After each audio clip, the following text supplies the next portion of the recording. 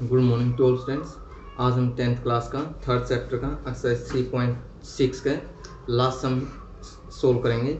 Last video में हमने exercise 3.6 का फर्स्ट क्वेश्चन कंप्लीट किया था। आई होप वो आपको अच्छे से में आ गया होगा। तो चलिए स्टार्ट करते हैं हम आज का अपना सेकंड क्वेश्चन। सेकंड क्वेश्चन है, Ritu can draw downstream 20 km in 2 hours and upstream in 4 km in 2 hours. 4. Find her speed of rowing in still water and speed of the current. जो रीतु है वो दारा के अनुकूल 2 घंटे में 20 किलोमीटर जावा है तैर कर, और दारा के प्रतिकूल वो 4 किलोमीटर जावा 2 घंटे में। यानी कि टाइम वही है, एक दारा जिस साइड पानी बहवे है उस साइड जावे है, उस साइड तो लागे 2 घंटे में 20 किलोमीटर, और जिस साइड तक पानी आवा है बिल्कुल उसका अपोजिट में तैरने में वो तैर है 2 घंटे में 4 किलोमीटर। तो अपन बताना है कि जो स्थिर पानी में रीतु की चाल कितनी थी और दारा की चाल कितनी थी। ठीक है, तो चलिए स्टार्ट करते हैं। लेट करेंगे, जो चीज़ निकालनी है वही लेट करके चलना है। तो अपन निकालना क्या है, speed of rowing in still water. ठीक है, यानी कि जो स्थिर पानी में तैरने की चाल बतानी है, और स्पीड ऑफ करंट बताना है, यानी कि धारा की चाल बतानी है। देखो, speed of rowing in still water, let speed of rowing in still water, यानी कि माना स्थिर पानी में तैरने की चाल वो ले ली x किलोमीटर पर आवर। ठीक है, अब लेट कर लिया, late the speed of the current, late the speed of the current, यानी कि माना धारा की चाल वो ले लिया अपने y किलोमीटर पर आवर, यानी कि अपने जो स्थिर पानी में तैरने की चाल थी वो ले ली x किलोमीटर प्रति घंटा, और धारा की चाल ले ली y किलोमीटर प्रति घंटा। अब क्या कर रहा है, एक तो डाउन स्ट्रीम यानी कि धारा के अनुकूल चाल है, speed in down stream, speed in down stream, यानी कि धारा के अनुकूल चाल, यानी कि जिस साइड में अपना पानी जावा है उसी साइड में तैरा हाँ, तो अपनी स्पीड की वजह बढ़ जे है, यानी कि कुछ तो पानी की चाल होगी, कुछ पानी चल रहा है और कुछ आप पे तैरा हाँ, तो दोनों स्पीड की होगी जुड़गी। ठीक है, तो अपनी क्या हो जाएगी x प्लस वाई किलोमीटर प्रति घंटा। ठीक है, जो तैरना जाना वो अच्छी तरह से समझे इस चीज़ में कि जब आप पानी की दिशा में जाओगे ना, जिस साइड पानी जाने लग रहा है उसी साइड जाओगे तो अपनी स्पीड के जो है ऑटोमेटिक बढ़ जाए हैं। ठीक है, अब यदि आप अपस्ट्रीम में जाओगे, speed in upstream, speed in upstream, यानी कि धारा के प्रतिकूल चाल, यानी कि जिस साइड में अपना पानी जाने लग रहा है उसके बिल्कुल अपोजिट साइड में, मान लो इस साइड आप पानी जा रहा है और आप इस साइड तैर रहा, तो अपनी जो स्पीड है वो क्या हो जाएगी, माइनस हो जाएगी। तो अपनी क्या हो जाएगी x माइनस वाई किलोमीटर प्रति घंटा। ठीक है, तो ये तो था अपना क्वेश्चन का। अब जो मेन पॉइंट है उस पर आ जाए, according to question, according to question, यानी कि प्रश्नानुसार। अब आप इक्वेशन बनाओगे। ठीक है, प्रश्नानुसार। अब देखो केक वह है कि जो डाउन स्ट्रीम है धारा के अनुकूल है, 2 घंटे में 20 किलोमीटर तैरे हैं। अब जो अपनी डिस्टेंस निकालने का फॉर्मूला है, दूरी निकालने का सूत्र है, वो क्या है, स्पीड इनटू टाइम, यानी कि चाल गुना में समय। तो अपना क्या निकल जाए, दूरी निकल जाए है। अब देखो डाउन स्ट्रीम में क्या था अपना x प्लस वाई था ना, तो अपनी चाल तो होगी x प्लस वाई, घंटे लिए 2, तैर के कितनी दूरी गया, 20 किलोमीटर। ठीक है, अब 2 मल्टीप्लाई इस साइड, तो उस साइड गया तो क्या हो गया, डिवाइड हो गया, तो x प्लस वाई बराबर कितना आ गया, 10 आ गया। यह इक्वेशन नंबर 1 होगी अपनी। ठीक है, अब बात करा डाउन स्ट्रीम अपस्ट्रीम की। अब देखो जो अपस्ट्रीम में है वो केक वह है कि 4 किलोमीटर तैरे 2 घंटे में। अब जो अपस्ट्रीम की चाल कितनी थी, एक्स माइनस वाई तो चाल होगी, टाइम लिया 2 घंटे, तैर के गए 4 किलोमीटर। अब देखो 2 मल्टीप्लाई है तो इस साइड आया तो डिवाइड का हो गया बटे 2, तो एक्स माइनस वाई बराबर 2 हो गया। यह इक्वेशन नंबर हो गया अपनी 2। ठीक है, अब देखो यहाँ पे एक्स माइनस है, यहाँ पे एक्स प्लस है, तो आप क्या करा, एक में दोनों ऐड कर दिया, समीकरण एक में पे दोनों जोड़ दिया। जैसे ही ऐड कराएंगे तो क्या होगा अपना एक्स प्लस वाई बराबर है 10, एक्स माइनस वाई बराबर कितना 2 है। अब प्लस करना है, ये कैंसिल हो गया, एक्स प्लस एक्स कितना हो गया 2x बराबर है 12 हो गया, x बराबर है 12/2। ठीक है, x बराबर कितना आ गया 6 आ गया। अब x का मान तो 6 आ गया, यानी कि अपनी जो स्थिर पानी में चाल थी वो कितनी है 6 किलोमीटर प्रति घंटा होगी। ठीक है, अब x का मान समीकरण 1 में रख लो। ठीक है, put the value of x in first equation, यानी कि x का मान समीकरण 1 में रखने पर 6 जमा में y बराबर 10 आ गया, तो y का मान कितना आ गया 6 माइनस का हो गया, तो अपना y का मान कितना आ गया 4 किलोमीटर प्रति घंटा, यानी कि x का मान तो आ गया 6 किलोमीटर प्रति घंटा और y का मान आ गया 4 किलोमीटर प्रति घंटा। तो ये थी अपनी स्पीड, ये पानी जो तैरने की स्पीड थी और ये किसकी है, पानी की स्पीड है। ठीक है, तो ये था अपना सेकंड क्वेश्चन का फर्स्ट पार्ट। ठीक है, आई होप ये आपका अच्छे से समझ में आ गया होगा। अब बात करते हैं हम सेकंड पार्ट की। चलिए देखिए, इसके अंदर क्या है भाई, 2 औरत और 5 आदमी मिलकर किसी काम में 4 दिन में खत्म करा है, जबकि 3 औरत और 6 आदमी उसे काम ने खत्म करने में 3 दिन ले हुए हैं। तो आपने बताना है कि एक औरत अकेली उस काम ने कितने दिन में करेगी, या फिर एक आदमी अकेला उस काम ने कितने दिन में करेगा। ठीक है, तो अपने एक एक सिंगल आदमी या औरत का बताना है वो कितने दिन में उस काम ने खत्म कर सके हैं। ठीक है, तो लेट करांगे, जो निकालना है वही लेट करना है। Let time taken by one woman, let the work done by one woman in 1 day, यानी कि माना एक औरत द्वारा एक दिन में किया गया कार्य। भाई एक लुगाई ने एक दिन में कितना काम करा, 1/x ले लिया। ठीक है, इसका अंदर एक दिन का काम निकालना, तो आप 1/x लेकर चलाएंगे एक बार इसमें। ठीक है, अब क्या करना है इसमें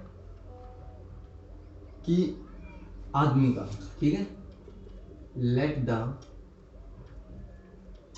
work done by one man in 1 day.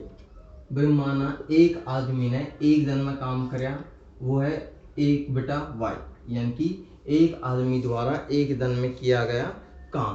तो इसके अंदर क्या है, फिर अपन बताना कि जो अपना काम था, देखो यदि आप अकेला x लेकर चलाना तो उसमें लिखना पड़ेगा वर्क डन बाय वोमेन। भाई एक औरत द्वारा किया गया कार्य है, वो तो अपना x ले लिया, पर अपना काम बताना है एक दिन का। तो एक दिन का काम निकालने खातर आप क्या कराएंगे 1/x लेकर चलाएंगे। ठीक है, और इसी तरह आदमी का तो उसका लेकर चलाएंगे 1/y यहाँ पे। अब देखिए अपना क्या है भाई, 2 औरत और 5 आदमी। अब अकॉर्डिंग टू क्वेश्चन है, जो अकॉर्डिंग टू क्वेश्चन यानी कि प्रश्नानुसार, अब एक वह है भाई 2 औरत और 5 आदमी एक काम ने 4 दिन में करा है। अब देखो एक औरत एक दिन में काम करे 1/x, तो 2 कितना में करेगी 2/x, और एक आदमी है 1/y करा तो 5 आदमी करेंगे 5/y। अब दोनों मिलकर काम कितना करा है 4 दिन में करा है, तो इसमें लेकर चलाएंगे 1/4। यह इक्वेशन नंबर होगी 1 अपनी। अगला है 3 औरत और 6 आदमी काम ने 3 दिन में करा है, तो क्या हो जाएगा, 3 औरत है ना 3/x हो गया, प्लस 6 आदमी यानी कि 6/y हो गया। एक काम ने 3 दिन में करा है तो 1/3 हो गया, इक्वेशन नंबर 2 आ गई। अब देखो अपने इसे एक्सरसाइज का पहला सम में 1/x और 1/y वाले करे थे, तो वही पैटर्न आप यहाँ पे यूज कराएंगे। लेट कर लो, लेट 1/x तो p का इक्वल एंड 1/y ले लिया अपने q का इक्वल, लिया होगी इक्वेशन नंबर 3 आपने। अब 3 का मान 1 और 2 में रखना है, तो रखो समीकरण 3 का मान समीकरण 1 व 2 में रखने पर put the value of third equation in first and second equation, यानी कि इसके अंदर रखेंगे। अब देखो यहाँ पे तो हो जाएगा 2p जमा में 5q बराबर 1/4, यह इक्वेशन नंबर 4 होगी। और यह हो जाएगा 3p जमा में 6q बराबर 1/3, यह इक्वेशन नंबर 5 हो गया अपनी।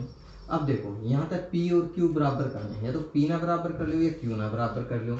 तो मैं क्या करूँ, p ना बराबर कर लूँ, इसने तो 3 तक गुणा कर दो, इसने 2 तक गुणा कर दो, तो 4 ने तो कर दूँ 3 तक गुणा, ठीक है। 3 तक गुणा करी 6p जमा में 15q बराबर कितना आ जाएगा 3/4, यह इक्वेशन नंबर होगी 6 अपनी।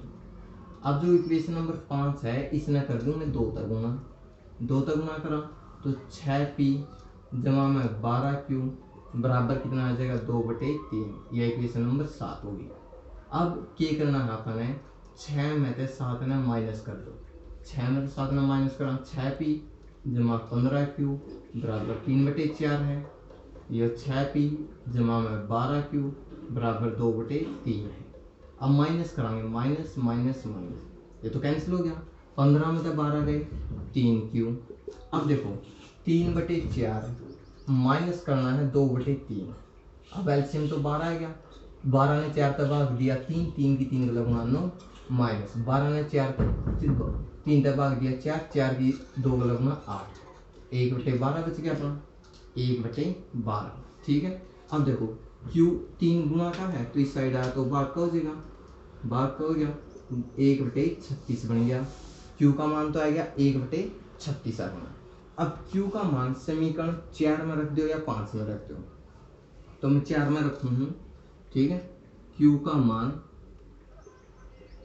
समीकरण 4 में रखने पर, यानी कि put the value of q in fourth equation, ठीक है। 2p जमा में 5, q का मान 1/36 है बराबर 1/4, 2p प्लस में 5/36 हो गया बराबर 1/4 हो गया। 2p अब 5/36 प्लस है ना इस साइड में, तो इस साइड आया तो माइनस का हो गया 5/36 अपना, ठीक है। अब देखो अब क्या करना है, इसका एलसीएम लेकर सोल्व करेंगे, ठीक है। 2p बराबर है, एलसीएम कितना आएगा 36 आएगा, 36 ने 4 तक भाग करया 9, 9 की एक अलग गुना 9 आएगी, 36 ने 36 तक भाग कराई 1 की 5 अलग गुना 5 आएगी। 2p बराबर कितना आएगा 4/36, तो देखो अब 2 गुना का नहीं साइड, तो इस साइड आएगा ना भाग का हो गया 4 गुना 36, तो p बराबर 1 में 18 आएगा। अब देखो q का मान आएगा और p का मान आएगा, p और q का मान समीकरण 3 में रखना है, जो यह इक्वेशन थी अपनी, ठीक है। तो रखो 1/x बराबर है p कितना है 1/18 और 1/y बराबर q कितना है 1/36, 1/36, तो x का मान तो कितना आ गया 18 और y का मान कितना आ गया 36, यानी कि एक अकेला आदमी जो औरत है वो तो एक काम 18 दिन में कर देगी और उसे काम ना आदमी कितने दिन में कराएगा 36 दिन में, ठीक है। तो ये था अपना सेकंड का सेकंड पार्ट, जिसका अंदर अपन बताना था कि एक आदमी और एक औरत उस काम में कितने कितने दिन में अलग अलग कर सके हैं, ठीक है। तो ये था अपना सेकंड का सेकंड पार्ट। आई होप ये आपका अच्छा से समझ में आ गया होगा, ठीक है। तो चलिए अब बात करते हैं इसका लास्ट पार्ट की, जो अपना सेकंड का थर्ड पार्ट है, ठीक है। और ये एक्सरसाइज जो अपने 3.6 है, इसके जो 3 सम सेकंड सम में, ये मोस्ट इम्पोर्टेंट है, कई बार इनमें क्वेश्चन आ रहा है एग्जाम में। तो अपना जो थर्ड क्वेश्चन है वो है भाई, जो रूही है वो 300 किलोमीटर की दूरी तय करा अपना घर तय, ठीक है। वह दूरी कुछ तो ट्रेन तय करा है और कुछ करा है बस तय, ठीक है। अब वो 4 घंटे ले हुआ है जे वो 60 किलोमीटर चल रहा है ट्रेन तय और बाकी की दूरी तय करा है बस तय। अभी 100 किलोमीटर तो चल रहा है ट्रेन तय और बाकी की दूरी तय करा है बस तय, तो 4 घंटे का साथ में 10 मिनट एक्स्ट्रा ले हुआ है। तो अपन बताना है speed of train and speed of बस, यानी कि दोनों की अपन ने चाल बतानी है। लेट कर लो, let the speed of train, let the speed of train, यानी कि माना रेल की चाल। अब रेल की चाल तो होगी x किलोमीटर प्रति घंटा। लेट द स्पीड ऑफ बस, यानी कि माना बस की चाल वो होगी अपनी y किलोमीटर प्रति घंटा। ठीक है। आप टोटल डिस्टेंस यानी कि कुल दूरी है अपना का कितनी 300 किलोमीटर। अब अकॉर्डिंग टू क्वेश्चन, यानी कि प्रश्नानुसार,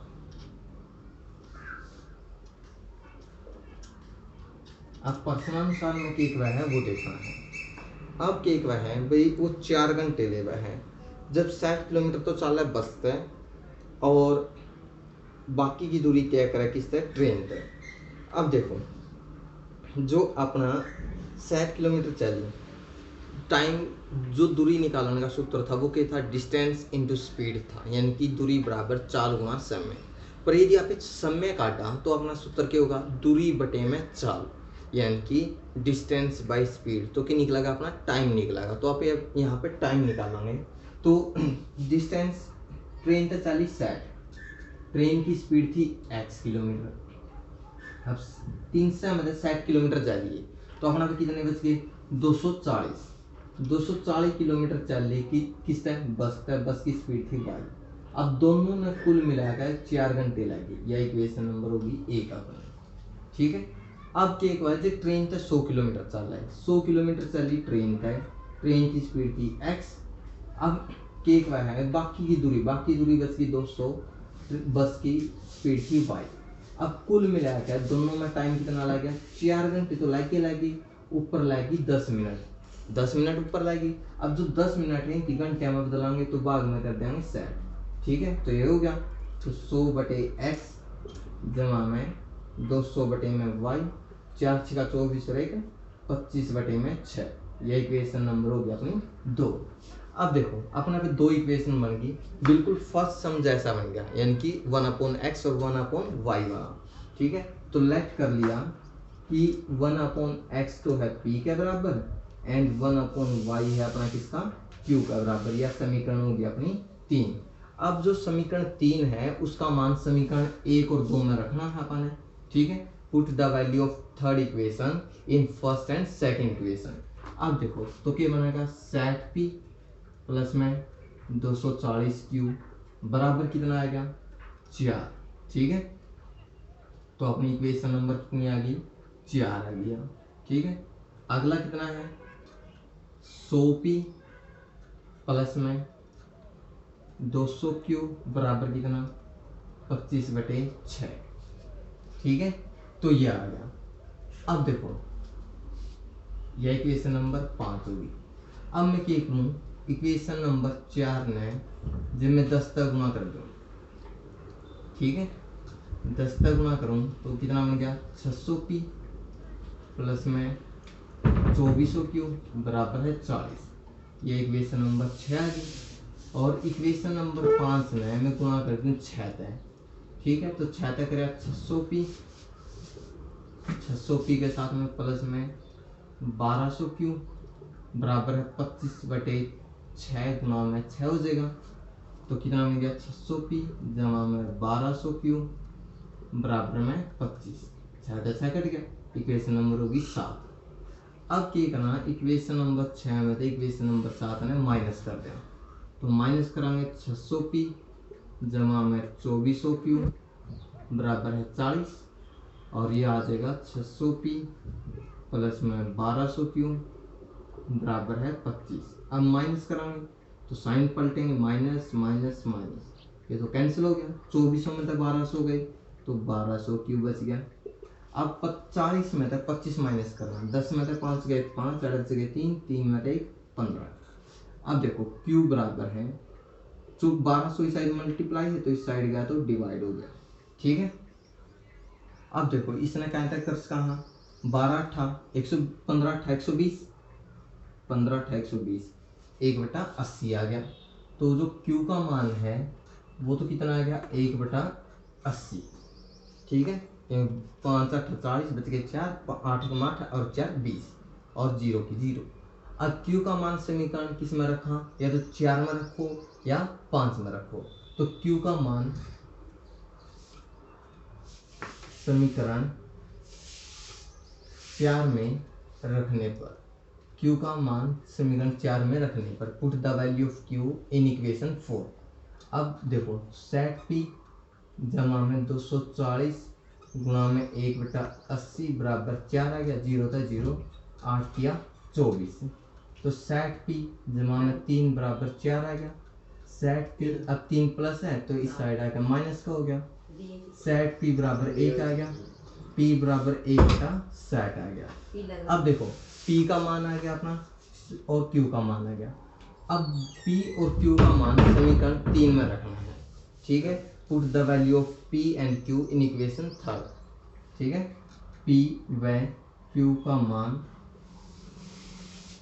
समीकरण 3 में रखने पर, ठीक है। दोनों का मान 3 में रखा तो अपना 1/x बराबर 1/60 आ गया और 1/y बराबर 1/80 आ गया। तो x का मान तो आ गया 60 किलोमीटर प्रति घंटा और y का मान आ गया 80 किलोमीटर प्रति घंटा। तो ये अपनी स्पीड ऑफ ट्रेन आ गई और ये अपनी स्पीड ऑफ बस आ गई और यही अपने फाइंड आउट करना था। तो इसी के साथ अपना जो एक्सरसाइज 3.6 है वो कंप्लीट है, ठीक है। ये 3 सम थे सेकंड क्वेश्चन के। आई होप ये आपका अच्छे से समझ में आ गए होंगे और इसी के साथ अपना जो थर्ड चैप्टर था वो भी हो गया कंप्लीट। नेक्स्ट वीडियो में अपना फोर्थ चैप्टर स्टार्ट करेंगे, ठीक है। यदि वीडियो अच्छी लगी और सम आपका अच्छे से समझ में आ गए तो प्लीज़ वीडियो को लाइक कीजिए, शेयर कीजिए और चैनल को सब्सक्राइब कीजिए। Thank you and have a nice day.